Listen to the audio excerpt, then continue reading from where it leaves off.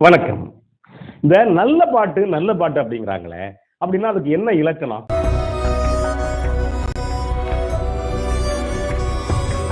அப்படின்னா, நம்ம மனசுக்குள்ள புகுந்து அந்த பாட்டு ரசவாதம் செய்யணும்.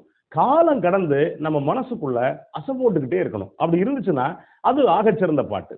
சரி, அப்படி ஆகச்சிறந்த பாட்டு, நல்ல பாட்டு இன்னைக்கு வருதா அப்படின்னா, ரொம்பவே கேள்விக்குறிதான். காரணம் என்ன அப்படின்னா, அனிருத் அப்படின்னு ஒரு இசையமைப்பாளர் வந்த பிறகு, என்ன மாதிரி வேணாலும் பாட்டு போடலாம். வரிகளுக்கு ரொம்ப முக்கியத்துவம் இல்ல. காதல் பாட்டா? அப்படி ஒண்ணும் இல்ல. சரி, அதே மாதிரி வேற ஏதாவது உணர்வுகள நம்ம கூட கலந்திருக்கக்கூடிய பாட்டா அப்படின்னா, ஒண்ணும் இல்ல அப்படிங்கிற அளவுக்கு மக்கள் ரசனைய மாத்தி வச்சிருக்கிறதுல பெரிய பங்கு அனிருத்துக்கு உண்டு. அப்படி அனிருத் அப்படி பண்ணியிருந்தா கூட, அதையும் தாண்டி இன்னைக்கு இருக்கக்கூடிய இளம் இசையமைப்பாளர் ஜோகன் ஒரு அற்புதமான பாட்ட குடுத்திருக்காரு. அந்த பாட்ட எழுதி இருக்கவரு கவிஞர் அருண் பாரதி. இந்த பாட்டு ஒரு தாய் பாடக்கூடிய தாலாட்டா இல்ல ஒப்பாரியா அப்படின்னு நீங்களே சொல்லுங்க. ஆசையில நீ பொருந்த அப்படி ஒரு வித்தியாசமான பாட்டை பத்தி தான் பார்க்க போறோம். சமீபத்துல வெளிவந்து வெற்றிகரமாக ஓடிக்கிட்டு இருக்கக்கூடிய திரைப்படம் ராபர். இந்த படத்துல இருந்து ஆசையில நீ பிறந்த அன்னையாக நான் பிறந்தேன் அப்படிங்கிற இந்த பாட்டை பத்தி தான் பார்க்க போறோம். இந்த பாட்டை நான் முதல் முறை கேட்கிறப்ப ஏதோ மனசை பிசைஞ்சிச்சு. மறுபடியும் கேட்டேன், மறுபடியும் கேட்டேன், மறுபடியும் கேட்டேன். ரொம்ப வித்தியாசமான பாட்டு. அந்த படமே எது குறித்தது அப்படின்னா, அதாவது வழிப்பறி திருட்டு குறித்ததுன்னு வச்சுங்களேன். இந்த கதை எப்படிப்பட்ட கதை அப்படின்னா, கிராமத்துல இருந்து வந்து சென்னையில ஒரு பையன் வேலை பார்க்குறான். அப்படி வேலை பார்க்குறப்ப அவனுடைய தேவைகளுக்காக திருட ஆரம்பிக்கிறான். வழிப்பறி பண்ண ஆரம்பிக்கிறான். இந்த வழிப்பறியில அவனுக்கு என்ன ஆகுது, பல பேர் எப்படி பாதிக்கப்படுறாங்க அப்படின்னு சொல்லக்கூடிய கதை இந்த ராபர் திரைக்கதை. அதுலயும் குறிப்பா இன்னைக்கு இருக்கக்கூடிய இந்த கார்ப்பரேட் காலத்துல நல்லவனை கூட இந்த கார்ப்பரேட் யுகம் எப்படி மாத்துது அப்படின்னு வந்திருக்கக்கூடிய திரைப்படம்.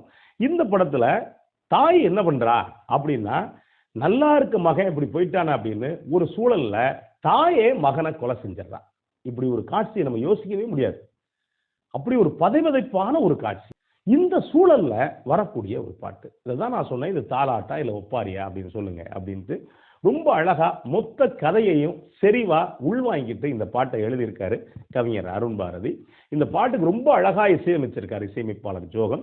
ஜோகன் எதிர்காலத்துல நிறைய வெற்றிகரமான படங்கள் கொடுப்பார் அப்படின்னு நான் இது மூலமா நம்புறேன். ஏன் அப்படின்னா, தாலாட்டும் ஒப்பாரியும் கலந்து ஒரு பாட்டை பண்றது அப்படிங்கிறது அவ்வளவு சர்வ சாதாரணம் கிடையாது. மீண்டும் என் கர்ப்பத்தில் சென்றாயடா. இதுக்குள்ள சாரங்கியை ரொம்பவே தவள விட்டுருப்பார். இந்த சாரங்கி அப்படிங்கிறது சோகம் இழையூடக்கூடிய அளவுக்கு நம்ம மனசை ரொம்பவே அறுக்கக்கூடியது. அதே மாதிரி உள்ளுக்குள்ள ஸ்ட்ரிங்ஸ் பீஸ் பண்ணியிருப்பாரு. அது ஏறத்தாழ ஒரு சிம்பனி வடிவத்துல ரொம்ப அழகா பண்ணியிருப்பார்.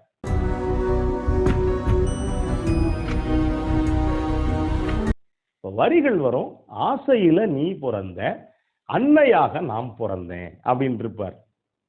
அது என்ன தெரியுமில்ல, ஒரு தாய் தந்தை ரெண்டு பேரோட ஆசையில தான் ஒரு குழந்தை பிறக்கும். அன்னையாக நாம் பிறந்தேன் அப்படின்னா முதல் குழந்தை பெத்த பிறகுதான் ஒரு பெண் தாயாகிறா. அது வரைக்கும் அவ கன்னி அல்லது பெண் அப்படின்னு வச்சுங்களேன். அன்னையாக நான் பிறந்தேன். அதுக்கு அடுத்த வரி போட்டிருப்பாரு, ஆணி முத்தா நீ பிறந்த ஆணி வேறா நான் கிடந்தேன் அப்படின்னு இருப்பாரு. இது பல்லவி. இதுக்குள்ள இந்த ரெண்டு வரிகள் வச்சுக்கல. நீங்க பாட்டை முழுசா கேளுங்க. இந்த பாட்டுக்கான லிங்கை நான் உங்களுக்கு கொடுக்குறேன். அதே மாதிரி ஒரே ஒரு சரணம் தான்.